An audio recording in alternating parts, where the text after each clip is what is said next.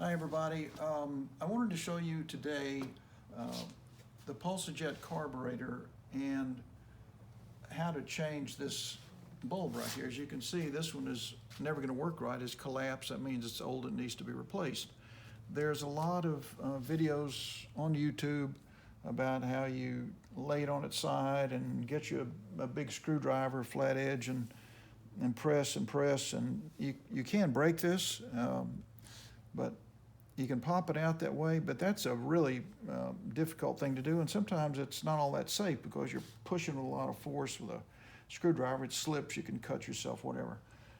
So you might be interested to know that there are some fairly inexpensive tools that you can get to use this, and this is it right here. This is one of them. This is a Briggs and Stratton tool, and it is, I think it's right there on that disc, 19461. So you can see the little Briggs and Stratton emblem.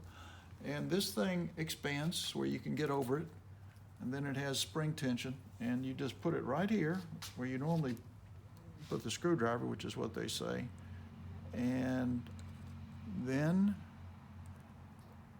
you squeeze that, and you can kind of work it out. But the thing is, you're not risking hurting yourself by using a screwdriver. You're using the correct Briggs and Stratton tool. And then once you get that up, then you can easily go in with a smaller screwdriver, and then you've got it under these edges, see? And then it comes out. I don't know if you can see that or not, but see how it's coming out now? But it's that first little thing where you can hurt yourself on these things. So use the correct tool if you can. Let's see, I'm gonna have to use it again. Sometimes you have to do it more than once. Get both sides. So I'm gonna go again and squeeze and pull up on that thing. All right. And let's see if that did it. Yeah, it did. And then you just pull that thing out. Sometimes you have to work with it, and I'm going to try one more time to get that little lip right there under.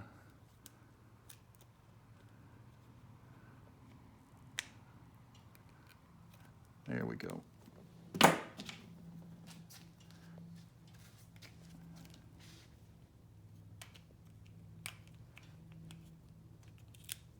get that guy out, and then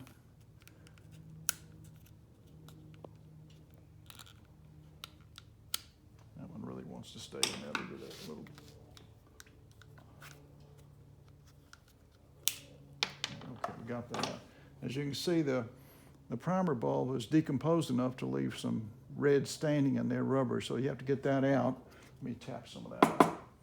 And so I'm going to clean that up, and then you get your new one and put that in there like that. And that's going to go like that, and then you use the other tool, which is a Briggs and Stratton 19462. And this is an ingenious little thing. It fits right there. And then if you've got this big thing so you don't hurt your hand as you push it in there. I'm not going to bother to do that now, but you can see the idea. And the point is that's how the Briggs and Stratton people would do it, or how professionals do it.